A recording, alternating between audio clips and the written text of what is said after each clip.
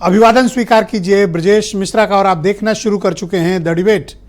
महाकुंभ का बहनों भाइयों आधिकारिक समापन हो गया है। प्रधानमंत्री ने इसे एकता का महाकुंभ और युग परिवर्तन की आहट बताया है। मुख्यमंत्री योगी आदित्यनाथ ने यह अब तक का सबसे सफलतम कुंभ करार दिया है। महाकुंभ ने किस प्रकार का राजनीतिक और सामाजिक विमर्श हमारे समाज के लिए छोड़ा है, हमने क्या सीखा है, वहाँ से क्या पाया है, क्या खोया है, और महाकुंभ ने देश और भारत के समाज को क्या दिया है।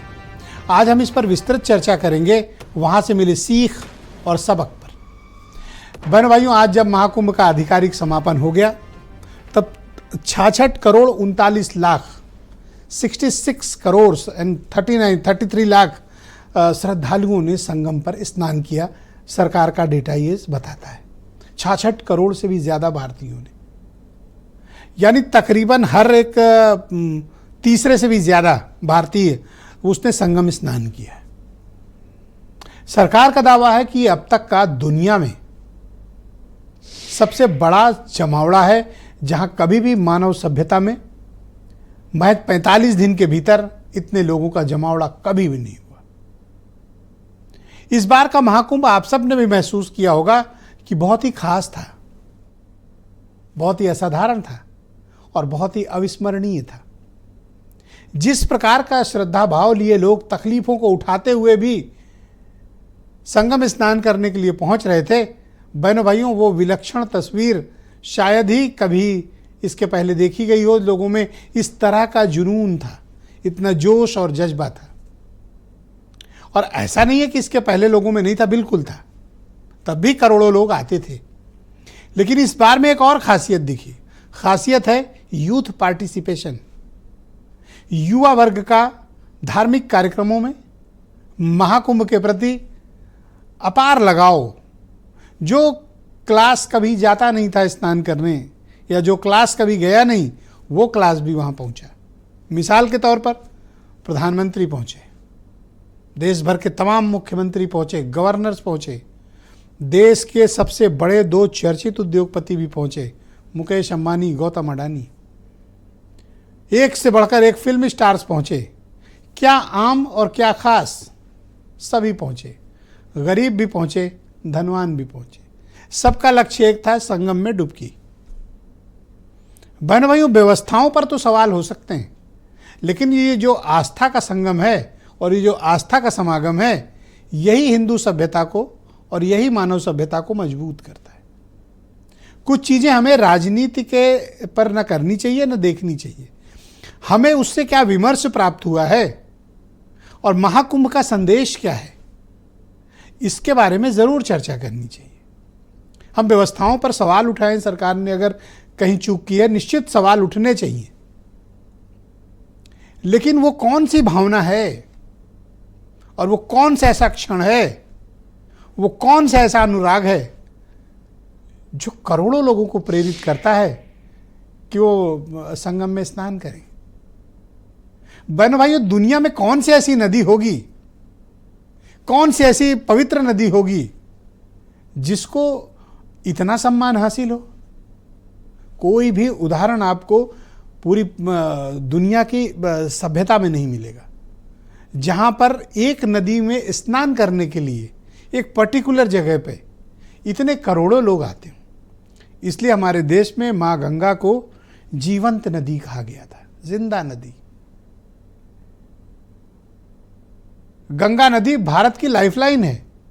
आकार में भले ये छोटी है, इससे बहुत बड़ी बड़ी नदियां दुनिया भर में हैं, इससे बड़े स्वरूप की नदियां हैं, इससे ज़्यादा जलराशि की नदियां हैं, लेकिन जो पवित्रता, जो जीवंतता और जो मानव सभ्यता का विकास का इतिहास माँ गंगा का है, वो दुनिया में किसी का नहीं है। वैसे मैं आपको कोई प्रवचन देने नहीं आया, ना मैं कोई कथावाचक हूँ। ये मैं एक पत्रकार के नाते जो मैंने महसूस किया पिछले 45 दिन, वो मैं अनुभवों को आपको बताना चाहता हूँ। व्यवस्थाओं के इतर, पुलिस प्रबंध के इतर, ये श्रद्धालुओं की आम भावना है। बहुत तकलीफें उठाई लोगों ने, लेकिन लक्ष्य एक था उनका, संगम में स्नान। उन्हें कुछ चाहिए नहीं सरकार से, उन्हें तो सिर्फ अपनी श्रद्धा में चले आए। एक विश्वास की भावना में चले आए। शायद यही कारण है कि इसको प्राइम मिनिस्टर भी कहते हैं एकता का महाकुंभ है, जहां जाति, पंथ, मजहब, संप्रदाय, जातियां सब टूटी हुई थी।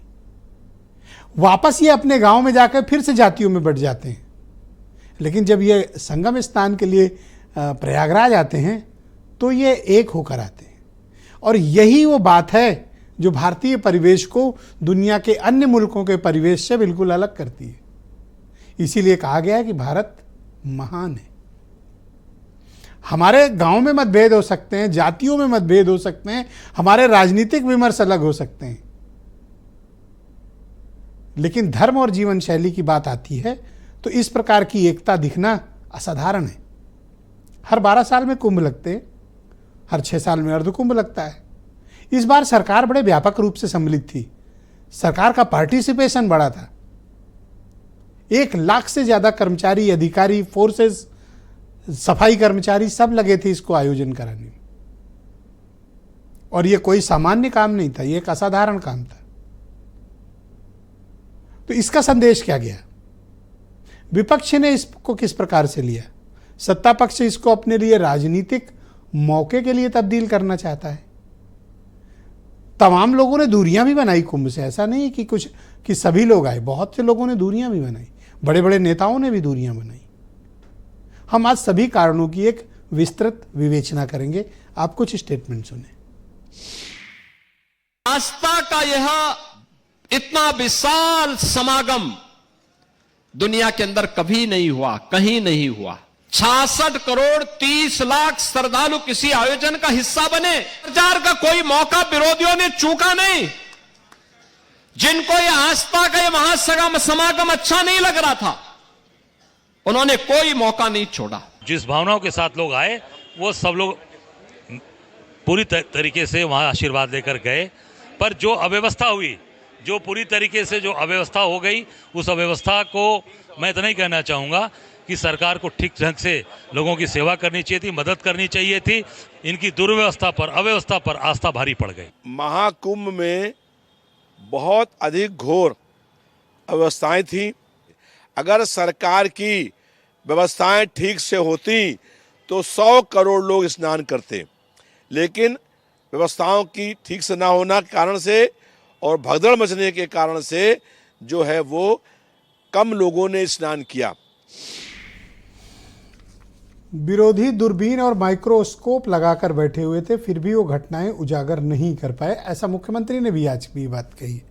तो बहनों भाइयों, आज की इस परिचर्चा को प्रारंभ करते हैं। मेरे साथ आनंद दुबे भारतीय जनता पार्टी के प्रवक्ता हैं, चक्रपाणी महाराज हिंदू महासभा के अध्यक्ष हैं, स्वामी महेश आश्रम जी मौजूद हैं, दंडी सन्यासी परिषद के संरक्षक हैं, प्रियंका गुप्ता उत्तर प्रदेश में कांग्रेस कमेटी की प्रवक्ता हैं, मनोज काका समाजवादी पार्टी के प्रवक्ता, और वीरेंद्र सिंह जी हमारे स्टेट हेड। आप सभी का स्वागत और बहुत धन्यवाद कि आप सबने अपना मूल्यवान समय आज की इस परिचर्चा के लिए निकाला।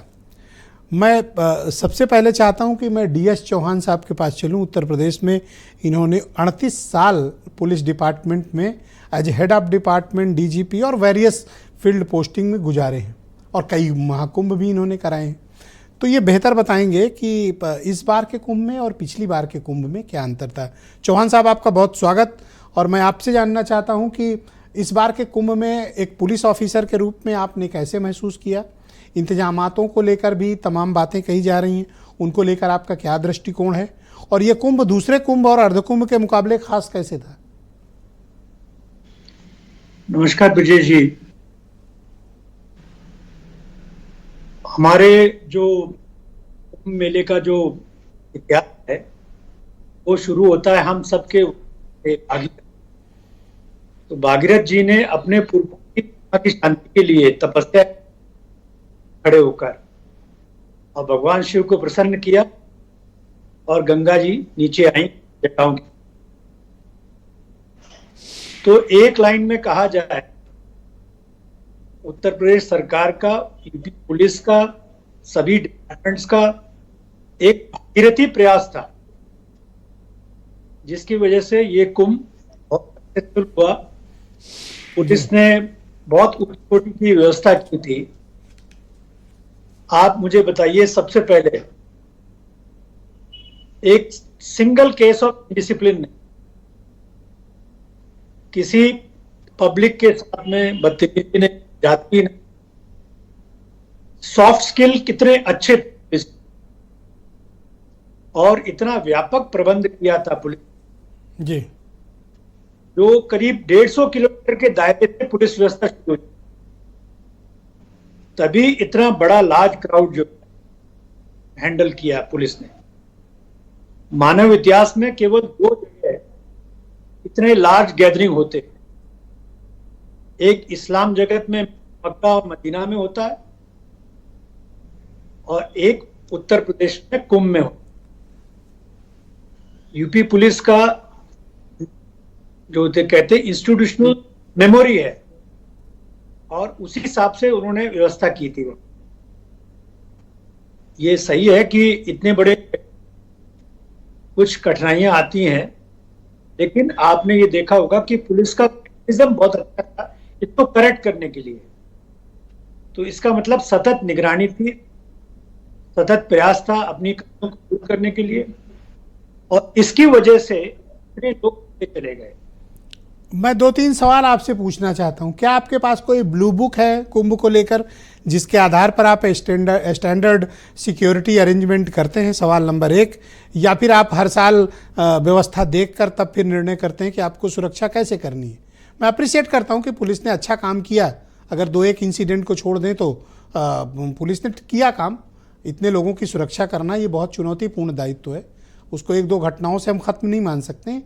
ठीक है, पुलिस ने काम किया, लेकिन इसके लिए आपके पास कोई स्टैंडर्ड अरेंजमेंट है? आप कोई ट्रेनिंग देते हैं, या फिर समूह में पुलिस वाले भेज दिए जाते हैं जो जैसा चाहे वैसा व्यवहार करे? सबसे पहले तो स्टार्ट होता है, एक एसओपी रहती है, स्टैंडर्ड प्रोसीजर पुलिस डिपार्टमेंट का रहता है। वो पिछले जितने कुंभ हुए हैं जी, उनके एक्सपीरियंस के आधार पर उसको बनाया जाता है एसओपी। और एसओपी में सबसे पहले होता है सिलेक्शन। उन कर्मियों को भेजा जाता है जिनके बहुत अच्छा है, कि सॉफ्ट स्किल बहुत अच्छे हैं, पब्लिक के प्रति व्यवहार बहुत अच्छा है, और भीड़ को देखकर विचलित न हो तो पुलिसकर्मी जाए। और उसके बाद फिर पुलिस सारे अरेंजमेंट करती है, और उसके हिसाब से इस बार भी पुलिस इस तरह की तैयारियां की। ओके। सभी ऑफिसर्स ने, विशेष जो बात है, यूपी पुलिस की एक खासियत है कि यूपी पुलिस का सिपाही और उसका दीवार और उसका सब इंस्पेक्टर है, और उसने इस कुंभ में इसी तरह से वो ड्यूटी को अंजाम दिया जिससे जनता को बहुत सहूलियत। आप बताइए, आपने अभी आंकड़ा बताया गवर्नमेंट का था 60.33 करोड़ जी, इस क्राउड को हैंडल करना कोई आसान काम, और उसको आसान करके यूपी पुलिस ने दिखाया। तो आप ये इसको उत्तर प्रदेश पुलिस के लिए केस स्टडी मानते हैं, लेकिन उसकी जिम्मेदारी कौन लेगा जो मौनी अमावस्या के दिन घटना हुई? जिम्मेदारी तो हमेशा पुलिस की सामूहिक होती है, पुलिस कभी जिम्मेदारी से पीछे नहीं हटती है। आपने देखा होगा यूपी डीजीपी का तुरंत स्टेटमेंट आया था, उन्होंने बताया कितने हमारे प्रयास हैं, हमारा ये है, और इसकी हम इंटरनल समीक्षा करते हैं। हमेशा केस स्टडी होती है, हर कुंभ की होती है, अर्ध कुंभ की होती है। यहाँ तक कि इलाहाबाद में, चूंकि मैं पोस्ट रहा हूं तो मैं आपको बता सकता हूं, हर माघ मेले की भी केस स्टडी होती है, और उनसे जो ऐसे ड्रॉन होते हैं तो उसको सूचीबद्ध किया तो ये जाता जो है, उसको लिखा मौनी जाता है। अमावस्या के दिन हुआ, इसको आप केस स्टडी में पुलिस सम्मिलित करेगी, ऐसा आप मानते हैं? हमेशा करती है, ऐसा जी। करने में कोई अलग से बताने की जरूरत। पुलिस हर किसी भी दुर्घटना की वो स्टडी जरूर करती है। ऑलराइट, शुक्रिया सर, हमारे साथ बने रहिएगा। मैं कार्यक्रम को आगे बढ़ाता हूं। मेरे साथ आनंद दुबे, बीजेपी के प्रवक्ता मौजूद हैं। दुबे जी, आज फाइनली महाकुंभ का आधिकारिक समापन हो गया। 66 करोड़ से ज़्यादा श्रद्धालु ने स्नान भी किया। आपकी पार्टी की तरफ से बार बार आरोप लगा रहे हैं कि विपक्ष ने बदनाम करने की कोशिश की, क्यों ऐसा कहते हैं हम? ब्रजेश जी, आज महाकुंभ का समापन हो गया, और जिसकी जैसी दृष्टि होती है उसको वैसी सृष्टि दिखाई देती है। कहा भी गया है कि जाकी रही भावना जैसी, प्रभु मूरत देखी थी तैसी। और 3 महत्वपूर्ण चीज जो मुझे समझ में आई कि ये जो 66 करोड़ हैं वही असल में इनके कष्ट का निचोड़ है। ये जो आपने फिगर बताया ना 66 करोड़, वही है इनके कष्ट का निचोड़। महाकुंभ जीत गया और दुष्प्रचार हार गया। महाकुंभ हिट और फेल हुआ टूल किट। तो जो लोग पिछले 45 दिन से लगातार, मैं तो कह रहा हूं 45 दिन के पहले से 10, 15, 20 दिन पहले से लगातार कुंभ को लेकर सवाल उठा रहे थे, कुंभ को कोस रहे थे, कुंभ के बारे में उल्टा सीधा बोल रहे थे, ऐसे लोगों को जवाब मिल चुका है। औसतन ब्रिजेश जी प्रतिदिन 1,40,00,000 से ज्यादा लोगों ने कुंभ में स्नान किया है जी। अमेरिका की आबादी के डबल को अगर आप कर दीजिए तो उससे ज्यादा लोगों ने स्नान किया है। जितनी संख्या में लोगों ने स्नान किया है 100 देशों की आबादी मिला के भी उतनी नहीं है। तो यह सनातन का प्रभाव है, यह सनातन के प्रति लोगों की आस्था है, जिन्होंने इस महाकुंभ को तो ये भी तो माना जाए कि आप इसके जरिए राजनीति कर रहे हैं, आप अपने वोट बैंक को साधना चाहते हैं कि सरकार तो सिर्फ और सिर्फ, इसलिए आप इस तरह के आरोप लगा रहे हैं। इसको पॉलिटिकल भी तो माने। उस आयोजन में सहयोग कर रहे थे। आयोजन इस देश की जी ब्रिजेश जी, इसको ये भी तो माना जाए कि आप इसका महाकुंभ का धार्मिक आयोजन ब्रिजेश जी, आपकी आवाज नहीं आ रही है मुझ तक। आप इसका राजनीतिक इस्तेमाल कर रहे हैं। नहीं ब्रिजेश जी, हम इसका राजनीतिक इस्तेमाल नहीं कर रहे हैं। राजनीतिक इस्तेमाल वो लोग कर रहे हैं जो कहते हैं ममता बनर्जी जी कि ये कुंभ नहीं मृत्यु कुंभ है। राजनीतिक बयान वो है। लालू प्रसाद यादव जी कहते हैं फालतू कुंभ है। मल्लिकार्जुन खड़गे जी कहते हैं कुंभ नहाने से गरीबी दूर होगी क्या। अखिलेश यादव जी कहते हैं लोग पाप धोने जाते हैं। जया बच्चन जी कहती है सबसे गंदा कुंभ है। चंद्रशेखर आजाद कहते हैं पाप करने वाले महाकुंभ जाएं। ये राजनीतिक बयान है।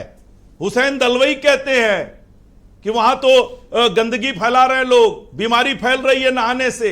ये राजनीतिक जब बयान आपकी है। पार्टी विपक्ष में थी और 2013 में महाकुंभ का आयोजन हुआ था, आपने भी बहुत आरोप लगाए थे। इनफैक्ट आप अभी तक आरोप लगाते हैं। बिल्कुल। तो आपको उसके लिए तैयार रहना चाहिए कि जब आप सत्ता में आओगे तो अपोजिशन आपके साथ वही करेगा। ब्रिजेश जी हम नहीं ब्रिजेश जी, हमने जो 13 में आरोप लगाए उसकी तो उससे ज्यादा तो सीएजी ने आरोप लगाए हैं। हमने तो सिर्फ यह कहा था कि व्यवस्था ठीक कर लीजिए, व्यवस्था ठीक कर लीजिए। लेकिन 2013 की जो ऑडिट की रिपोर्ट है सीएजी की, उसको आप पढ़ लीजिए। हमने जो कहा उससे 4 गुना ज्यादा सीएजी ने उसमें लिखा है जी। और हमने 2019 के अर्धकुंभ की सीएजी रिपोर्ट तो ऑडिट रिपोर्ट परिषद में पेश हुई थी, बड़ी सनसनी मची थी। ये तो हमने नहीं कहा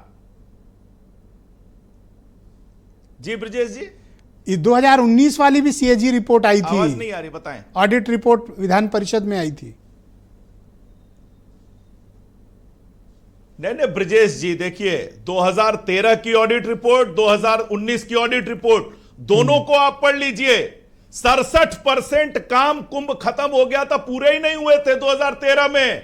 केंद्र सरकार ने जो पैसा दिया उसी पैसे में कुंभ करा ले गए। 800 करोड़ को राज्यांश दिखा दिया। ऑलराइट, शुक्रिया आपका। अंदर बांट हुई पैसे की, ये तो सीएजी की ऑडिट रिपोर्ट है।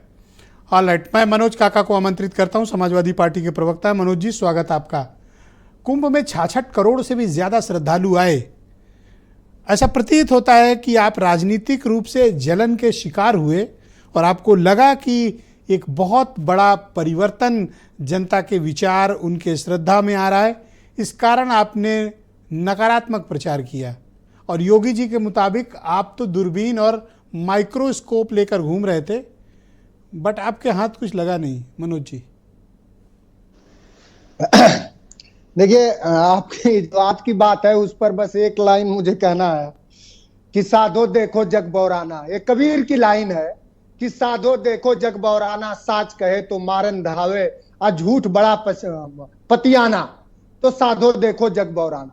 सच अगर हम लोग कह दिए, ये बताइए आप हम पर आरोप जो योगी जी लगा रहे हैं, मैं 2-3 अपने नेता की बात कर रहा हूं और योगी जी की कह रहा हूं, आप भी उससे संवेदित होंगे, मुझे पूरा भरोसा है, और पूरे जो आपके दर्शक हैं वो भी संवेदित होंगे। लेकिन क्योंकि जो भी मानव होगा, बताइए जब लोग मर जाएं उनकी संख्या बताना और मरे हुए लोगों को गिन लेना और उनके घरों को पहुंचा देना संवेदना है, कि मरी हुई लाशों पे हेलीकॉप्टर से फूल छिड़कवाना संवेदना है? हमारे नेता ने क्या करा?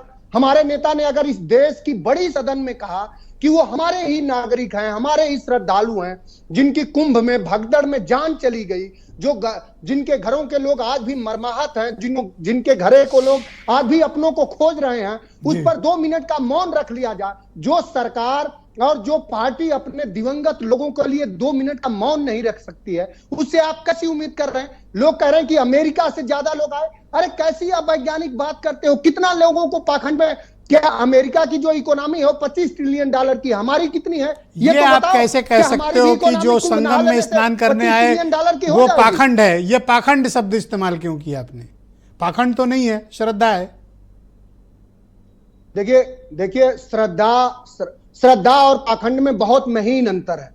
हमारे धर्मों में जो लोग जिसको पसंद करते हैं उसका संरक्षण करते हैं और उसके संवर्धन हेतु प्रयास करते हैं। क्या ये सच है कि अगर 65 करोड़ लोग आए तो क्या ये मैं मान लूं कि वो 65 करोड़ लोग आए, उनके घरों से अब निकले हुए नौजवान IIT IIM में जाएंगे? क्या मैं मान लूं कि अब उनके साथ कोई भेदभाव नहीं होगा? क्या मैं मान लूं कि अब वो 69,000 जो शिक्षक भर्ती हुई थी, अब उसमें ये तो योगी आप आदित्यनाथ जी सामाजिक आरक्षण की चेतना और लूट नहीं सामाजिक करेंगे? जागृति क्या मैं की ये बात मान लूं? करते हैं Manoj ji. To be logical, अगर आप कहते हैं कि ये पाखंड था तो समाजवादी पार्टी ने वहां पर अपना कैंप क्यों चलाया था? इस पाखंड में फिर आप क्यों शरीक थे? डुअल बातें नहीं चलेंगी सर। नहीं, डुअल होना ही नहीं चाहिए। आप तो चूंकि बहुत ही क्यों लगाया? आपने नहीं लगाना चाहिए। जैसे राहुल गांधी प्रियंका नहीं आए तो नहीं आए, उनका क्लियर है। नहीं, हम तो धर्म के पक्षधर हैं ना, लेकिन हम अरे मैं तो चाहता, हमारे लोग चाहते हैं कि धर्म का संवर्धन हो। आप गंदे पानी में स्नान करा रहे हो। सेंट्रल पोल्यूशन को कंट्रोल बोर्ड और NGT किसका है? वो समाजवादी पार्टी का है, जिसने कहा कि वहां नहाने लायक पानी नहीं है, फीकल कोलिफॉर्म है, सबसे ज्यादा है, BOD है, बायोकेमिकल ऑक्सीजन डिमांड अगर 3 से कम रहेगी तभी व्यक्ति कहीं किसी पानी का आचमन कर सकता है। वहां की रिपोर्ट बताती है कि वो 12-13 से ज्यादा है। तो इसका जवाब कौन देगा? जिन घरों में कुंभ से लाशें गई हैं उनकी दृष्टि कैसी है, इसका जवाब योगी आदित्यनाथ जी दे दें, पूरी सरकार दे दे। और ना नहाना तो एक अंतिम सवाल है आपसे पार्टी के आदर्श पुरुष कि प्रधानमंत्री कहते हैं कि साहब ये एकता का महाकुंभ है और युग परिवर्तन की आहट है, ऐसा है? देखिए प्रधानमंत्री जी के तो सब बयानों से हम संबद्ध नहीं हो सकते हैं। प्रधानमंत्री जी तो जो व्यक्ति वहां मरे हुए लोगों को यह कह रहा था कि मरे हुए लोग मोक्ष गए, उसके साथ मंचासीन थे प्रधानमंत्री जी। तो प्रधानमंत्री जी बहुत चालाकी से इस देश में पाखंड बढ़ाना चाहते हैं, इस देश के वैज्ञानिक चेतना को कुंद करना चाहते हैं, गरीबों को गरीब रखना चाहते हैं। आप बार बार पाखंड कह रहे पार्टी का भी है। हैं। लोगों की श्रद्धा का ये तो मजाक वाली बात हो गई, उड़ाने वाली बात हो गई। देखिए स्वांतः सुखाय को अगर लोग, अगर आनंद जी, आप आपको रुकना पड़ेगा सर, अपनी बारी की प्रतीक्षा करनी दृष्टि बता रही है कि पूरा देश पनीर खा रहा है, तो ऐसा है नहीं। Thank you sir. हम धर्म में पाखंड के मतलब सारे लोग स्नान कर रहे हैं, धर्म का संवर्धन हो, लेकिन हमारे तो क्या आप मुझे बता सकते हैं कि आपकी पार्टी के अध्यक्ष ने भी वहां पर स्नान किया, उसको आप किस श्रेणी में मानते हैं? जी, आपकी पार्टी के अध्यक्ष ने भी वहां पर संगम स्नान किया, उनको आप किस श्रेणी में मानोगे? मैंने साहब खुद किया, मैंने खुद करा। खुद भी गए? तस्वीरें हमने खुद करा, आप बड़े पढ़े लिखे प्रवक्ता हैं, आपकी बातों से लगता है। मैं कहाँ कह रहा हूं, आपसे बड़ा सनातनी कौन होगा? बस ये है कि आप उसको जो है पाखंड करा देते।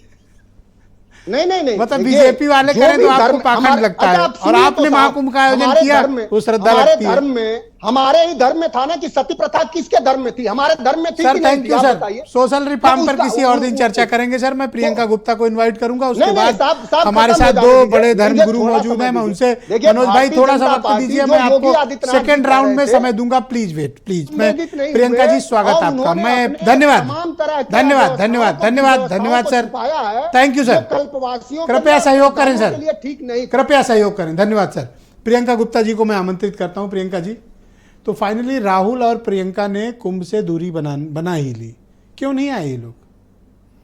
देखिए, मुझे लगता है कि जिस तरह की बद इंतजामी की बात करें या अव्यवस्थाओं की चलती हुई बात करें, तो मुझे लगता है कि एक ही रीज़न था, क्योंकि आने का प्लान तो था उनका, बट एक ही रीज़न था कि उन्हें लगा कि जिस तरह से वीआईपी प्रोटोकॉल दिया जाएगा या जितने भी हमारे समर्थक हैं कांग्रेस पार्टी के वो सभी जाएंगे, तो एक तरह की अव्यवस्था और पैदा होगी, जिसके चलते जाते हैं कोई अव्यवस्था नहीं होती है। भाई, कितने वीआईपी प्राइम मिनिस्टर तो हेलीकॉप्टर से उतरते हैं वहां तो पर, राहुल तो गांधी के लिए भी लग जाता है, ऐसा क्या है? लीडर ऑफ अपोजिशन है और आज भी उनको जेड प्लस सिक्योरिटी है। नहीं, मुझे मैं लगता चौहान है साहब कि से पूछवा दूंगा कि जेड प्लस प्रोटेक्टी को क्या क्या फैसिलिटी है। उनको संगम में स्नान कराने सिक्योरिटी वाले ले जाते हैं, उन्हें कुछ नहीं करना था। इसीलिए क्योंकि जो आम जनता है उसको कोई कष्ट ना हो, उसको व्यवस्था वीवीआईपी कल्चर के तहत उसको कोई प्रॉब्लम ना हो, यही सोचकर राहुल गांधी जी ने अपना प्रोग्राम पोस्टपोन किया। मैं ये समझती हूँ कि आज मैं बात करना चाहूँगी कि जो मुख्यमंत्री जी ने सदन के अंदर कहा कि गिद्ध भी मौजूद थे वहाँ पर और वहाँ पर मौजूद थे जो सुअर, तो मैं कहना चाहूँगी भाई थे, बिल्कुल थे। जो महिलाओं की नहाते हुए फोटो खींच रहे थे, उसको अपलोड कर रहे थे, उसको बेच रहे थे, वो गिद्ध थे और वो सुअर थे, वो वहाँ मौजूद थे, पर आपको दिखे नहीं। आपको वो ये नहीं दिखा कि वहाँ पर जो अव्यवस्थाएं थी उसके चलते लोगों की भगदड़ से मौत हो गई, पर आपके पास डाटा नहीं है, आज तक नहीं है। आपने उस बात को एक्सेप्ट भी किया, डीजीपी ने उसके ये भी कहा कि हाँ हमसे गलती हुई, पर आज की डेट में भी आपके पास वो डाटा नहीं है। आपके पास डाटा नहीं है कि आपने 100 करोड़ लोगों का इंतजाम किया, उसके बावजूद भी आप 60 करोड़ लोगों को हैंडल नहीं कर पाए। कुंभ तो पहले भी होता था, कुंभ आज से नहीं स्टार्ट हुआ है, कुंभ हमारे आपके जन्म से पहले से कुंभ हो रहा है। श्रद्धा है कि पाखंड है? देखिए, मैं समझती हूँ कि आस्था है, और आस्था किसी की भी हो सकती है, और मैं समझती हूँ ये आस्था और विश्वास जो होता है, टॉप लीडरशिप को इस आस्था से क्या परहेज है? कोई परहेज नहीं है। हमारे तो बहुत सारे लीडर आए और नहाए और उसके बाद पूरी तरीके से जो है एक श्रद्धा के और विश्वास के साथ। समाजवादी पार्टी के राष्ट्रीय प्रवक्ता आईपी सिंह लिखते हैं कि राहुल गांधी हिंदू नहीं है, इसलिए नहाने नहीं आए। देखिए, मुझे लगता है कि सबसे पहले आपकी अलाइंस पार्टी है, आपके पार्टनर है वो, और आपका पार्टनर ही कह रहा है। आनंद दुबे को तो छोड़िए, ये तो संकोच में हो सकता है ना कह पाए आपको, पर आपके सहयोगी ने तो आपको खुला कहा कि आप हिंदू ही नहीं है। देखिए, सबसे पहले तो मैं ये कहना चाहूँगी ये सोच ही समाजवादी सोच नहीं है, और मुझे लगता है कि समाजवादी पार्टी के राष्ट्रीय अध्यक्ष आदरणीय अखिलेश यादव लगातार जिस तरह से स्टेटमेंट देते चले आ रहे हैं कि हमारा गठबंधन मजबूत है, ये उससे ऊपर तो है नहीं।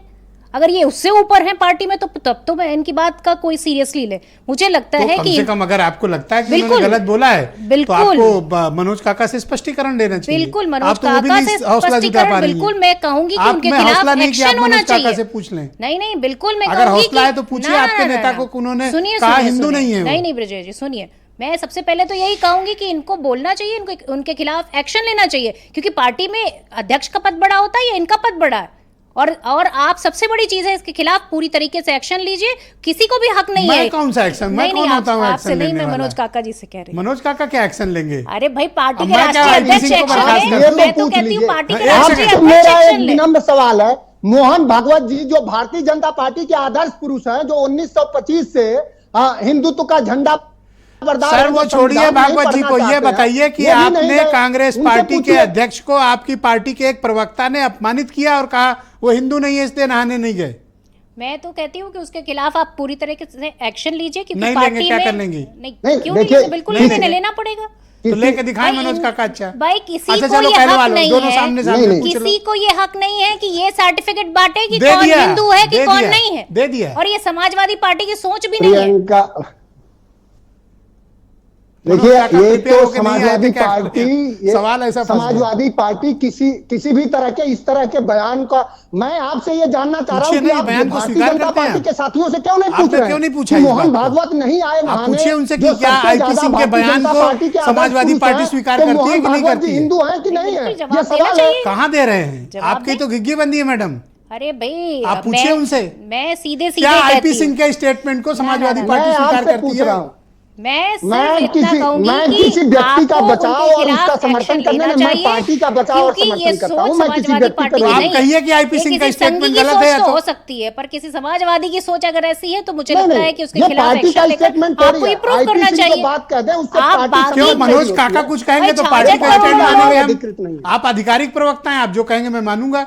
आप बताइए आईपी सिंह पर क्या कार्रवाई कर रहे हैं? मैंने आपसे, देखिए साहब, मैंने आपसे सवाल आप लो, ये भागवत आप जी इतने विद्वान या और प्रियंका समावेशी जी के पत्रकार, आप नेता की प्लीज, बेइज्जती आप करके भागवत बताइए जी पे मोहन बात कर रहे हैं भागवत जी, ये। भैया Joshi ji, thank you sir. Mohan Bhagwat ji ने तो अब एक दिन ये पता भी नहीं नहीं लिखा कि कुंभ बहुत कांग्रेस मनोरम वाले है। क्यों इतना मोहन डिफेंसिव हो भागवत जी जाते हैं आप स्नान लोग करने को नहीं देख आए के। तो क्या भारतीय Thank you, Janata sir. Party उनको हिंदू मानती है Thank कि you, नहीं sir. मानती है? आपसे मैं पूछ रहा हूँ, मैं अनभिज्ञ हूँ, मेरा ज्ञान सर वर्धन मैं करिए आप। पूछना चाहता हूं कि और राहुल यही सवाल की प्रियंका आईपी जी को सिंह भी आपसे समाजवादी पूछना चाहिए। पार्टी के प्रवक्ता हैं और वो क्लेम कर रहे हैं कि राहुल और प्रियंका हिंदू नहीं है इसलिए नहीं गए। आपने अभी तक उस पर स्पष्टीकरण नहीं दिया, इसका मतलब आप आईपी सिंह के बयान से सहमत हैं। That's it. अरे मैंने आपसे बहुत विनम्रता से पूछा, आप ये बात क्यों अनसुना कर दे Thank रहे you, हैं? sir. मोहन भागवत जी नहीं गए, नहीं स्नान किए, ना ही उन्होंने कोई ऐसा स्टेटमेंट दिया। तो सर, आप ये बीजेपी के बताइए वाले ने किसी ने कि नहीं अगर लिखा जो ना कि वहां भागवत नहीं- जी एंटी क्या हिंदू देश हैं। में अगर 60 करोड़ हिंदू लोगों नहीं ने- हैं। अगर 66 अगर करोड़ ही तो बीजेपी का स्नान कोई किए, लिखता तो मैं मानता। 66 करोड़ और नहीं किए तो क्या जो लोग स्नान नहीं किए वो हिंदू नहीं है? तो ये सर किस तरह आपकी की ही पार्टी ने पोटापंथी लिखा की है। बात है? ओहो, आप सुनने नहीं चाहते। ये किस तरह सर, के आपकी पाखंड वाली बात है? सम्मानित ये यही मनोज तो काका वैज्ञानिक जी, चेतना नहीं ऐसा है। मनोज मैं जी, उनकी ऐसा बात आपकी कर पार्टी रहा हूं कह कि रही है। वैज्ञानिक नहीं चेतना मनोज जी, बढ़ाई आपको One-sided बोले उनके जा रहे हैं। बयान से किनारा करते हैं कि One-sided नहीं बोले जा करते रहे ये हैं। बता दीजिए। आप एक तरफा बोले जा नहीं, रहे नहीं, हैं। आज आप आपको अभी तक बता के क्लियर नहीं जाना कर रहे तो हैं कि पड़ेगा। आईपी सिंह के स्टेटमेंट से आप सहमत हैं कि नहीं, नहीं है? आपको आज बता के तो जाना पड़ेगा कि आप उसके बयान से समर्थन में खड़े हुए हैं या आपकी पार्टी की क्या सोच है। आप अगर धमकाएं आप मत मैडम प्रवक्ता उनको। हैं तो आपको आप बोल के बता धमकाएं के मत जाना मनोज पड़ेगा। काका को, वो अपना जवाब दे देंगे। बोलिए। अरे, किस तरह से नहीं भाई, किस तरह से देखिए, मैं तो जब गांव फंस गए से तो कह रहे संवाद किस में तरह जुड़ा का हूं। सवाल हो रहा है। मैंने आपसे कहा धन्यवाद। कि कितना अच्छा सवाल है। स्वामी इस देश महेश में आश्रम मोहन जी, भागवत धन्यवाद जी सर। अगर नहीं बहुत गए शुक्रिया कुंभ आपका। नहाने, उनकी बहुत कोई बहुत धन्यवाद। तस्वीरें नहीं आई, Thank तो you, क्या sir. वो काका जी हिंदू हैं? तैयार Thank you, sir. पहले ये बीजेपी आप अभी तक आईपी ये सिंह के कौन सी बयान बात पर हुई? उनके साथ खड़े हुए हैं। कोई ये मैं नहीं महेश कह आश्रम सकता। जी को आमंत्रित हमारा करता हूँ इस कार्यक्रम में। हमारा धन्यवाद धर्म हमको धन्यवाद। ये सिखाता है साहब मनोज जी, कि हमने आप संयम तुमने बरते सर। खड़क-खम में घट-घट आप क्या संयम किया बरते है? सर। धन्यवाद तो सर। भगवान और ईश्वर तो हर जगह थैंक है। You sir. इसका मैं कोई महेश संदर्भ आश्रम जी नहीं को है। आमंत्रित आप 100 करता बार कुंभ हूँ। नहाए स्वामी जी, थे, मैं आपसे वो जानना बात- चाहता हूँ कि इस बार के कुंभ में आपने क्या खास बात देखी जिससे आपको ये लगा कि इस बार का कुंभ का जो आस्था का सैलाब है वो पिछले कई कुंभ अर्ध कुंभों से बहुत बड़ा और बहुत व्यापक रहा है। आपने क्या खास बात महसूस की? देखिए मेरा ये 50वां कल्पवास था। मैं 50 साल से कल्पवास करता हूँ और 4 कुंभ नहा चुका हूँ। हर एक पार्टी के शासन के अंतर्गत कुंभों में मैंने स्नान किया है, सबकी व्यवस्थाएं भी देखी है। आज इस साल का जो कुंभ था इसके विषय में जितनी प्रशंसा किया जाए सरकारी व्यवस्था का वो कम है। क्यों कि इतनी बड़ी जनता को, जहाँ पूरा ब्रह्मांड उपस्थित है, देव दनुज किन्नर नर श्रेणी सादर मज्जई सकल त्रिवेणी, पूरे वर्ल्ड के लोग व्यवस्था कर रहे हैं, आए हैं यहाँ और श्रद्धा से स्नान किए हैं। देखिए, सनातन धर्म में पाखंड का कोई स्थान नहीं है। सनातन धर्म समर्पण को कहते हैं। नहीं आने वाले लोगों का तो लिए तुलसीदास जी ने कहा कि यही सर आवत अति कठिनाई, राम कृपा बिना आई न जाई। जिनके ऊपर परमात्मा की कृपा थी वो अमेरिका, थाईलैंड, मलेशिया आदि पूरे वर्ल्ड के देशों से आए हैं, स्नान किए हैं। बहुत बड़े आयोजन होता है, बहुत बड़े आयोजन होता है। वहाँ थोड़ी बहुत कुछ त्रुटियाँ होती है, उसको उसकी निंदा नहीं करना चाहिए, उसमें परामर्श देना चाहिए और विचार करना चाहिए। लेकिन अब भारत में राजनीति निंदा का विषय बन गया है, तो इसलिए मुझे राजनीति में नहीं जाना है जी। ये संतों के तपस्या का क्षेत्र है। यहाँ देवता, किन्नर, गंधर्व, स्वयं ब्रह्मा विष्णु महेश उपस्थित होते हैं जी। मैंने 45 दिन तक स्नान किया, लेकिन मुझे तो कोई बीमारी नहीं हुई, ना मुझे कोई गंदा पानी दिखाई दिया। अब जिसकी दृष्टि जितनी है उतनी दिखाई देती है, क्या कह सकते हैं। आपका धन्यवाद स्वामी जी। मैं निवेदन करूंगा कि हमारे साथ बने रहिएगा। द्वितीय चरण में आपके बाकी विचारों को हम सम्मिलित करेंगे। चक्रपाणी जी महाराज भी हमें ज्वाइन कर चुके हैं। चक्रपाणी जी, आपका बहुत स्वागत। इस बार के कुंभ में आपने क्या खास बात देखी और क्या ऐसी चीजें थी जो हमने सीख ली और समाज को क्या संदेश गया? देखिए, मूल विषय ये है, यह महाकुंभ तो अनवरत चला आ रहा है और हजारों वर्षों से चला आ रहा है, लेकिन एक बात जरूर है कि इस बार जो मूल विषय था कि लोगों का सरकार के प्रति, जो प्रदेश की सरकार है, पहला ऐसी सरकार है जो एक सन्यासी के रूप में योगी आदित्यनाथ जी के संरक्षण में यह महाकुंभ का आयोजन हो रहा था और निश्चित रूप से उनके देख रेख में था, तो निश्चित रूप से पूरे श्रद्धालुओं पे, सनातन धर्मियों पे एक विश्वास था। तो ये विश्वास बहुत बड़ी चीज होती है, क्योंकि सरकारें तो कई बार आई गई और आती है जाती है, लेकिन ये कुंभ तो अनवरत चलता रहता है। देखिए, हमारी सनातन स्वर्ग और मोक्ष की कामना करता है और वहां पे जितने लोग जाते हैं वो श्रद्धालु होते हैं, वो सुविधाओं पे ध्यान नहीं देते, चाहे कितना भी असुविधा पैदा कर दो, वो जाएंगे ही जाना है उनको और त्रिवेणी में डुबकी लगाएंगे। अभी जो बात आ रही है कि 64 करोड़ और चाहे कितने करोड़ लोगों ने डुबकी लगाई, लेकिन मेरा ये मानना है कि बहुत करोड़ों लोग तो बाहर से मानसिक रूप से डुबकी लगाए हैं, जो किसी कारण से नहीं जा पाए या किसी अस्वस्थता के कारण या भीड़ के डर से नहीं जा पाए या किसी अनेक परिस्थितियां। अरे मुझे तो एक दिन चौहान साहब बता रहे थे, वहीं से जो प्रणाम डीएस चौहान साहब भी पैनल में बैठे हैं, फॉर्मर डीजीपी हैं, एक दिन वो मुझे बता रहे थे कि लोगों ने डिजिटल डुबकी का बड़ा अच्छा व्यवसाय चलाया और वो बड़ा, उन्होंने कहा इसको मैं एसओपी बनाऊंगा। हाँ, वो ब्रिजेश जी देखिए, ऐसा है, हमारे सनातन धर्म भाव प्रधान है और जहां भाव होता है वहीं भगवान होता है, तो इसलिए भाव से ही सब कुछ प्राप्ति होती है। तो इसलिए जैसा लोगों की भाव होगा कि हमारे तो कंकर को शंकर बनाने की विद्या है, हमारे सनातन धर्म में और कला है, तो ये चीजें भाव से ही सब कुछ है। और जहां तक अवरोध की उत्पन्न होती, देखिए अवरोध शुरू से ही था, जब से सृष्टि की उत्पत्ति हुई, सूर और असुर दोनों रहे, नकारात्मक और सकारात्मक दोनों शक्तियां रही है। त्रेता युग में गोस्वामी तुलसीदास जी ने बड़ा स्पष्ट रूप से लिखा है कि जहाँ जब जो सत्ता में रहे वो देवता और जो बाहर रहे वो असुर, ऐसा है क्या? जो सत्ता में हो वो नहीं, सवाल जो बाहर रहे वो असुर। बात ये है कि नकारात्मक तो सत्ताएं बदलती रहती है सर, नहीं, पता नहीं कब देवता असुर बन जाए, कब असुर देवता बन जाए। जी, मूल विषय ये है कि जो कोई खलल अगल डालने के, चाहे वहां फोटो खींचने की बात है, चाहे कोई जबरदस्ती दंगा भड़काने वाले लोग हैं, वो नकारात्मक शक्तियां हैं। तो ऐसे लोग तो हर जगह होते हैं, लेकिन काबिलियत है प्रभाव श्रद्धालुओं पे नहीं पड़ने वाला, चाहे कितना भी कोई डरा दे, धमका दे, कोई आतंकियों के पता नहीं कोई शब्द पकड़ जाए। बहुत शुक्रिया सर, वीरेंद्र जी भी हमारे साथ इस कार्यक्रम में जुड़ चुके हैं। वीरेंद्र जी, आपका स्वागत। और मैं आपसे जानना चाहता हूं कि इस बार के कुंभ में आपने क्या खास बात महसूस की? सरकार के दृष्टिकोण से ये कुंभ कैसा रहा, समाज के दृष्टिकोण से कैसा रहा, और इस बार तो मैंने देखा कि राजनीतिक लोगों के लिए भी ये कुंभ बड़ा फर्टाइल रहा। ब्रजेश जी, इस कुंभ को लेकर जो सरकार ने उम्मीद की थी, जो प्रचार किया था, जो पूरे देश में निमंत्रण दिया था, उससे ज़्यादा, यानी कि 40 करोड़ का जो अनुमान था उससे ज़्यादा लोग आ गए। और यही इस कुंभ की भव्यता और महत्ता आज इस चर्चा का कारण बनी है। देखिए, जिस देश में आस्थाओं का सैलाब इतना ज़्यादा उमड़ जाए, जहां लोग उम्मीद नहीं कर रहे थे, स्वाभाविक है कि हमारे देश में धर्म के नाम पर, आस्था के नाम पर लोगों को आज भी वो तमाम कष्ट सहने को तैयार हैं। और प्रयाग के कुंभ ने ये बात साबित किया कि भारत की जो सनातन संस्कृति और परंपरा है, उसमें विदेशों में बैठे हुए लोग भी रुचि लेते हैं और यहाँ आकर वो उसको सीखने और जानने की कोशिश करते हैं। कुंभ मेला 14 फरवरी से पहला स्नान शुरू हुआ था और 14 जनवरी से शुरू हुआ और 26 फरवरी को ख़त्म हुआ।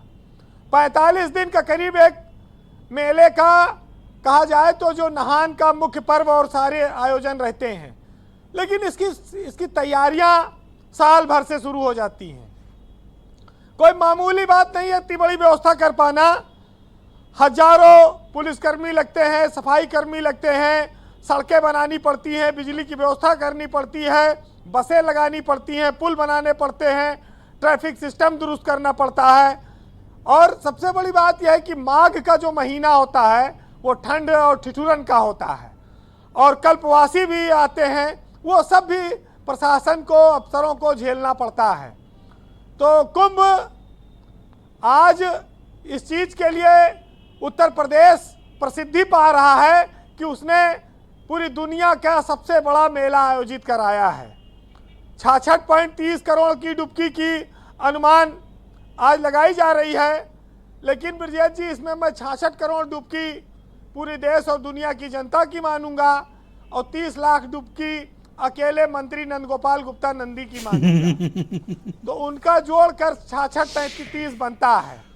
वैसे मैं चौहान साहब एक चीज मैं कहूंगा, एक इनाम उनको भी बनता है। हाँ, आज वो छूट गए। अगर नंदी ने इतनी डुबकी ना वीआईपी को लगाई नहलाने का एक रिकॉर्ड उनके नाम, तो एक गिनीज इतना मिलना रिकॉर्ड चाहिए बनता था। ना, आज उनका सम्मान होना चाहिए था। वैसे 7,500 रुपए आज मुख्यमंत्री ने बताया कि इस आयोजन 7,500 करोड़ रुपया खर्चा हुआ है और करीब 7.5 लाख करोड़ की व्यवस्था, अर्थव्यवस्था हमने जुटाई है। तो ये एक बहुत बड़ी उपलब्धि भी हो सकती है। अब इसका सही आकलन तो आने वाले वक्त में होगा, लेकिन हमारे लिए जो आस्थावान लोग हैं उनके लिए ये बहुत महत्वपूर्ण है कि प्रयागराज का जो कुंभ है उसका स्नान का जो फल है वो क्यों इम्पोर्टेंट हो जाता है, क्योंकि प्रयागराज 3 नदियों के संगम पर बसा हुआ है। बाकी हमारे देश में चाहे उज्जैन में, चाहे नासिक में, चाहे हरिद्वार में जो कुंभ लगते हैं वहाँ पर एक नदी है, लेकिन प्रयागराज में 3 नदियों का संगम इस कुंभ को विशिष्ट बनाता है और इसी वजह से पूरी दुनिया की ओर का ध्यान इस महाकुंभ ने खींचा है। ब्रजेश जी, पुलिस कर्मियों को भी मुख्यमंत्री ने 1 सप्ताह की छुट्टी दी है, 10,000 का बोनस दिया है। बहुत 2 महीने तक खड़े रहना जाड़े में, परेशानी में, रात दिन करोड़ों लोगों को पार कराना और अपना धैर्य न खोना, ये बहुत महत्वपूर्ण होता है। क्या आप ये ऐसा मानते हो कि योगी आदित्यनाथ ने हिंदुत्व की, सनातन की एक नई लाइन खींच दी है with in party and outside party, और एक नया उनका पर्सपेक्टिव निकला है जो देश और विदेश भर में उनको इसकी ख्याति मिली है?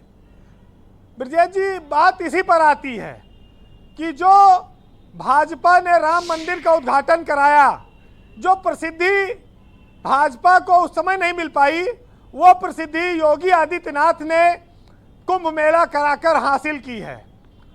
पूरे देश में उनकी स्वीकार्यता बढ़ी है, पूरी दुनिया में उनकी महत्ता बढ़ी है। योगी पार्टी में एक बहुत बड़े नेता, विराट नेता के तौर पर प्रतिष्ठित हुए हैं। इस कुंभ के माध्यम से पूरे देश में उनको, जो दक्षिण से लेके पूरब से लेके पश्चिम तक, जो हिंदी ना बोल पाते हों लेकिन उनके मन में योगी की एक बड़ी तस्वीर बनी है और ये राजनीति में उनको बहुत आगे जाने के लिए ये दर्शाता है कि वो भविष्य में इस देश की सियासत में बहुत महत्वपूर्ण भूमिका निभाएंगे। क्या अपोजिशन के आरोपों के बावजूद आप ऐसा मानते हैं कि इस कुंभ का सारा क्रेडिट योगी आदित्यनाथ को है और उन्होंने सनातन की और अपना जो न्यू वर्जन है उसकी एक नई लाइन खींच दी है? ये बड़ा चैलेंजिंग होगा विपक्ष के लिए। विपक्ष के साथ साथ भाजपा में भी ये एक बड़ी लाइन। देखिए, शंकर जी ने जब बारात लेके गए रहे तो उन्होंने कहा जो घोड़े पे बैठा है वो सबसे ऊपर, बाकी जितना जमीन में चल रहे हैं सब बराबर। तो ये जो शंकर जी की बारात थी उसमें अब योगी आदित्यनाथ घोड़े पर बैठ गए हैं। तो आज वो इस देश में भाजपा से लेकर, अगर जब सनातन की बात आएगी, हिंदू नेतृत्व की बात आए, हिंदुत्व के नेता की बात आएगी, तो उसमें योगी आदित्यनाथ सबसे ऊपर पहुंच चुके हैं। ये और ऐसा आप कहते हैं कि पार्टी के भीतर भी, विद इन पार्टी भी वो? ब्रजेश जी, इसमें कोई शक नहीं, इसको बार बार कहने की जरूरत भी नहीं है कि वो पार्टी के अपन जो नेता हैं वहां पर जब जब भगवा और हिंदुत्व के बात होती है, देखिए पार्टी एक नई लाइन खींच दी है, मतलब एक नया स्टैंडर्ड तय कर दिया है। देखिए, पार्टी से बड़ा जनमानस है। लोकतंत्र में जनता की राय और जनता की मांग वो सबसे बड़ी होती है। वो जिसे भी बड़ा मान ले, और परसेप्शन ही लोकतंत्र का आधार रहा है नेताओं के। आपसे 100% सहमत हूं परसेप्शन वाले मसले पर। वीरेंद्र जी कंक्लूड करें प्लीज, थोड़ा वक्त का अभाव। देखिए, हम लोग कुंभ पर बात कर रहे हैं। कुंभ के साथ साथ गंगा, जिसको हम माँ बोलते हैं, जिन्हें हम मोक्षदायिनी बोलते हैं, जो सारे पापों का नाश करने वाली हैं। गंगा हमारे इस देश की एक ऐसी सांस्कृतिक नदी है और रेखा है जिनके चारों तरफ ये देश सांस लेता है, जीता है। उन्हीं गंगा के संगम पर इतना बड़ा आयोजन हुआ जो हमको आपको बोलने में भी रोमांचित करता है, और गंगा की महत्ता को हर बार अलग अलग से बखाना गया है। लोग कहते हैं, ब्रजेश जी सवाल उठा प्रदूषण का कि नदियों के में प्रदूषण है जी। बहुत बार आता है कि नदियों के किनारे क्रिमिनेशन क्यों होता है, नदियों में प्रवाहित क्यों किए जाते हैं, इससे प्रदूषण फैलता है। लेकिन हिंदू सनातन परंपरा में लोग जानते हैं कि जब हम सौदा करते हैं तो नदी में कोई भी ऐसी चीज़ नहीं जाती है जो नदी का नुकसान करती हो।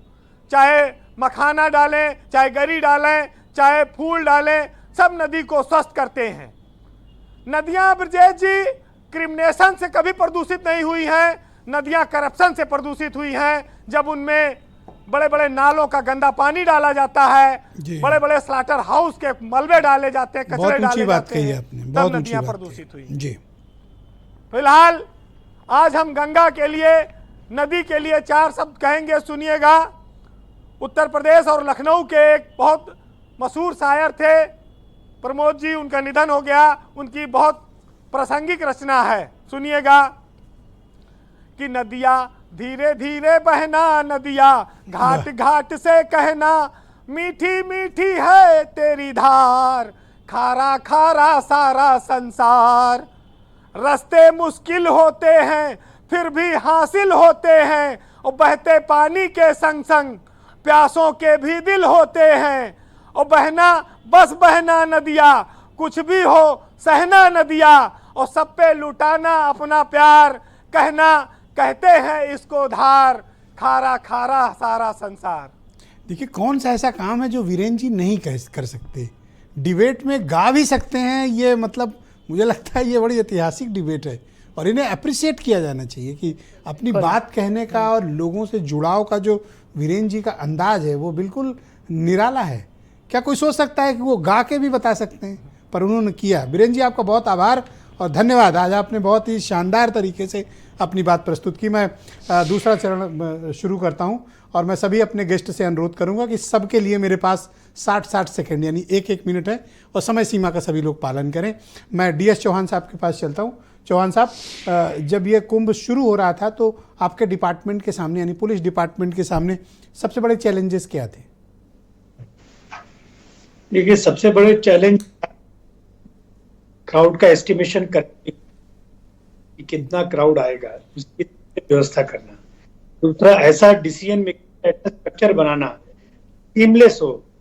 होम डिपार्टमेंट, DGP मुख्यालय, जोनल मुख्यालय, मेला अधिकारी, पूरा सिस्टम, फिर मेला प्रशासन से अपना समन्वय, कोऑर्डिनेशन, ट्रेनिंग और इमरजेंसी रिस्पांस। हम सब लोगों को इस चीज पे नापना चाहिए सिस्टम कि सिस्टम में अगर कहीं कोई समस्या आती है, कोई गड़बड़ी होती है, उसमें सुधार कितनी जल्दी कर लिया जाता है। आपने मौनी अमावस्या का जिक्र किया, आपने देखा होगा कि जब मौनी अमावस्या समस्या आई, बहुत जल्दी पुलिस प्रशासन ने उस पर काबू करके नॉर्मल किया और स्नान अनवरत चलता रहा। That is the indicator of a very good. तो पुलिस ने इस तरह की व्यवस्था वहां पे आई, तुरंत इमरजेंसी रिस्पॉन्स, लोगों को हॉस्पिटल पहुंचाना, साइट को क्लियर करना, लोगों का स्नान अवरुद्ध न होने देना, और पुलिस फोर्स ने कोई पैनिक नहीं था। तो और उन्होंने इसे एकदम स्मूथली सिस्टम को करेक्ट किया। ये उसका मापक है, उसके सक्सेस। बिल्कुल ठीक बात है सर। थैंक यू सर, मेरे साथ बने रहिएगा सर। मैं आनंद दुबे जी को आमंत्रित करता हूं। आनंद जी, आप कुछ उस वक्त कहना चाह रहे थे, आपके पास सर 60 सेकंड ने, गो एहेड। ब्रजेश जी, वसीम बरेलवी का एक बड़ा अच्छा शेर है कि अपने हर लफ्ज़ का खुदाई ना हो जाऊंगा, उसको छोटा कह के मैं कैसे बड़ा हो जाऊंगा, और तुम गिराने में लगे थे तुमने सोचा ही नहीं, मैं गिरा तो मशाला बनकर खड़ा हो जाऊंगा।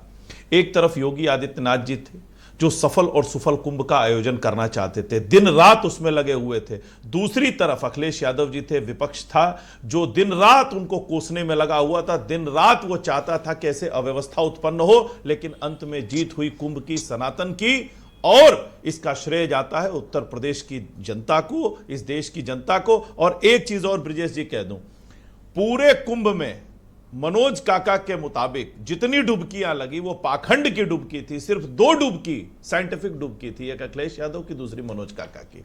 और मैं चाहता हूं कि इस देश की जनता मनोज काका के इस बयान को सुने, मंथन करे और फिर इस पर जरूर इनके भविष्य का निर्धारण करे कि ये किस मानसिकता के लोग हैं जो 60 करोड़ 66 करोड़ लोगों को पाखंडी बनाने की कोशिश कर रहे हैं। इन्होंने सती प्रथा का जिक्र किया, सती प्रथा का सती प्रथा पे फिर बात कर लेंगे, लेकिन 3 तलाक पे इनके आज सर आज थोड़ा सा हज पे टाइम रिस्ट्रिक्शन है सर, प्लीज वेट हो जाता है। Thank you sir, thank you.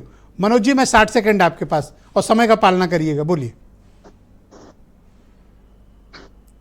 देखिए उन्होंने 1.5 मिनट बोला, मैं 1.5 मिनट बोलूंगा। अच्छा ठीक है, 10-20 सेकंड में कंप्रोमाइज हो जाएगा सर। बरेली का एक शेर ये भी है कि खुदा तुमको ऐसी खुदाई ना दे कि अपने सिवा कुछ दिखाई ना दे। तो जो लोग आत्ममुग्धता के शिकार रहे कि वहां दुर्व्यवस्थाओं को, अव्यवस्थाओं को चिन्हित करते रहे और दिखाते रहे, नहीं देखे। और हमने हमेशा ये कहा है कि हम आपसे बड़े सनातनी हैं, और सिर्फ झूठ बोलने से नहीं, अपने कर्म से बड़े सनातनी हैं, और ये पूरा देश जानता है। और देश जानता है कुंभ और सनातन हमेशा जीता है, जीतेगा। लेकिन भारतीय जनता पार्टी हारी है, हारेगी। कि आप आनंद दुबे की पार्टी से कितना भ्रष्टाचार, ज्यादा बड़े सनातनी हैं। अब धर्म का आड़ लेकर के भ्रष्टाचार करना, मरे हुए लोगों को नकार देना, खोए हुए लोगों को। आनंद जी प्लीज वेट, आनंद जी संयम सर, संयम, आनंद जी संयम। धर्म के थैंक यू मनोज जी, शुक्रिया। शिक्षा और तमाम व्यवस्थाओं को, नौकरी को, उस सबको बर्बाद कर रहे हैं, ऐसा मत करिए। और मैं ये मानूंगा सर, थैंक यू सर, मेरी ये मांग होगी more than 90 second sir, thank you sir, thank you sir. Madam Sanatan का नाम लेना अभी तक समाजवादी पार्टी ने क्लैरिटी नहीं दी कि आईपी सिंह के स्टेटमेंट को आप स्वीकार करते हैं या नहीं। मनोज जी धन्यवाद सर, एक तरफा डिबेट ना करें सर, कृपया मेरे साथ सहयोग करें। मैं आपको कहने का, बात रखने का पूरा मौका दे रहा हूं, कृपया मेरे साथ थोड़ा सहयोग करें। आज टाइम रिस्ट्रिक्शंस है हमारे पास। मैं प्रियंका जी को कहता हूं, प्रियंका जी वो मनोज काका ने तो इस बार भी सवाल तक सुनने से मना कर दिया। देखिए मुझे लगता है कि मनोज काका जी को अथॉरिटी नहीं है, वो इतनी अथॉरिटी नहीं रखते होंगे, पर मैं ये ज़रूर रिक्वेस्ट करूंगी कि जो किससे रिक्वेस्ट कर रहे हैं? आदरणीय जो इनकी पार्टी के राष्ट्रीय अध्यक्ष हैं आदरणीय अखिलेश यादव जी, मैं उनसे रिक्वेस्ट करूंगी कि इसके खिलाफ उन्हें एक्शन लेना चाहिए। क्या एक्शन लें? निकाल दें? बिल्कुल, जो भी एक्शन लेना चाहे आईपी सिंह को बिल्कुल लेना चाहिए। अरे कैसी बात। लेकिन मैं एक बात जरूर करूंगी, अगर व्यवस्थाओं का क्रेडिट और कुंभ का क्रेडिट भारतीय जनता पार्टी लेती है और माननीय मुख्यमंत्री जी लेते हैं, नाम सुन के मनोज काका की चुप्पी। नहीं, मैं समझती हूँ कि जो अव्यवस्थाएं हुई हैं, अव्यवस्थाएं, उसका क्रेडिट भी तो लेना पड़ेगा मुख्यमंत्री जी को। ओके, और उसका क्रेडिट लेना चाहिए, और उसका क्रेडिट लेते हुए जनता से ये कहना चाहिए कि मेरी जो भी अव्यवस्थाएं हूँ उसका जिम्मेदार मैं हूँ। ओके, मैं स्वामी एक चीज और मैं कहना चाहूंगी, आपने कहा कि युवा बहुत आया है। थैंक यू मैडम, मैं थोड़ा सा मुझे टाइम नहीं, बस 1 मिनट। ये युवा 1 मिनट ही तो नहीं मैडम, नहीं, ये युवा जो है डुबकी लगा कर ये भी मांग रहा होगा कि मुझे नौकरी मिल जाए। ओके, स्वामी महेश आश्रम जी, स्वामी जी क्या इस महाकुंभ का आयोजन करके मुख्यमंत्री योगी आदित्यनाथ ने सनातन की राजनीतिक क्षेत्र में एक नई लाइन खींच दी है? देखिए, राजनीति के विषय में तो मैं नहीं कह सकता हूं, लेकिन आदित्यनाथ जी के परिश्रम का सराहना जरूर करता हूं। वो 72 बार, एक साल में 72 बार प्रयाग आए और 72 बार व्यवस्था देखी, हम लोगों के साथ मीटिंगें की। 72 बार मैं गिन के रखा हूँ। दिव्य कुंभ हुआ, सराहना जानते हैं उस जनता की करनी चाहिए जो 20-20 किलोमीटर से पैदल चल करके इस कुंभ को दिव्य बनाया है। सराहना उन लोगों की करना चाहिए कि जो बीमार अवस्था में थे, अब वो अपनी भावनाओं को कुंभ में समर्पित करते हैं। हाँ, सुधार वहाँ हो जाता जब ये जनता के प्रतिनिधि जो वीआईपी बने हुए हैं वो जनता के साथ पैदल चल करके अगर स्नान करते तो इस कुंभ में 4 चांद और लग जाता। अरे सर, इस देश का नेता तो कहने के लिए सेवक है सर, वो राजा है, राजा है इस देश का नेता है, किसी पार्टी का हो सर, वो राजा है। त्रुटियां होती है। नहीं, राजा नहीं है, ये जनता के प्रतिनिधि अपने को राजा मान बैठे, ये इनकी मूर्खता है जी। समझे? इसलिए इस प्रयाग के राजा बेणी माधव भगवान है, प्रयाग के राजा बेणी माधव भगवान है और संरक्षक भगवान शिव हैं।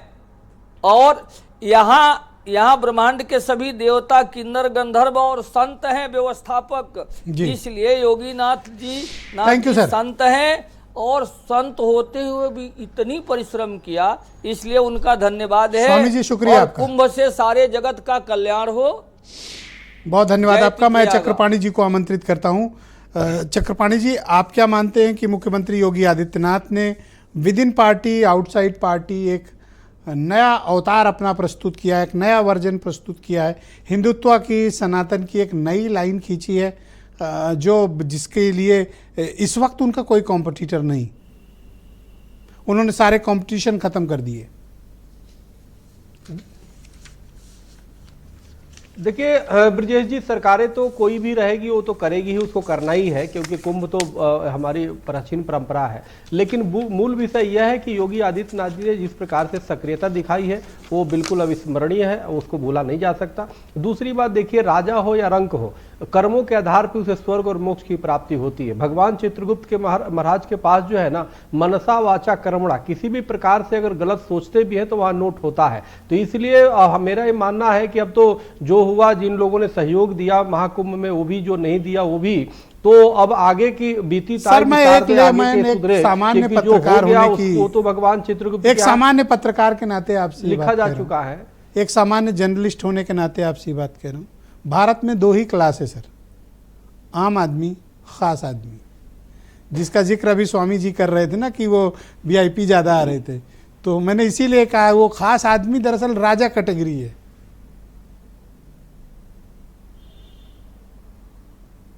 देखिए ब्रिजेश जी, राजा हो या रंक हो, सबको लेकिन जाना एक ही है। तो सर वो तब देखा जाएगा जब वहां पहुंचेंगे, तब देखा जाएगा। अभी तो भोग ले सर। 400 अरे वहीं की तैयारी, तो ऊपर जाके नहाने चले जाएं सर। ब्रजेश जी, वहीं की तैयारी होती है, यहाँ की नहीं होती। थैंक यू सर, बहुत बहुत बहुत शुक्रिया आपका। और मैं अपने सभी अतिथियों का बहुत आभार प्रकट करता हूँ कि आप सब इस सार्थक और मूल्यवान सामाजिक, धार्मिक और राजनीतिक परिचर्चा का हिस्सा बने। और बहनों भाइयों, आप सबका भी बहुत धन्यवाद।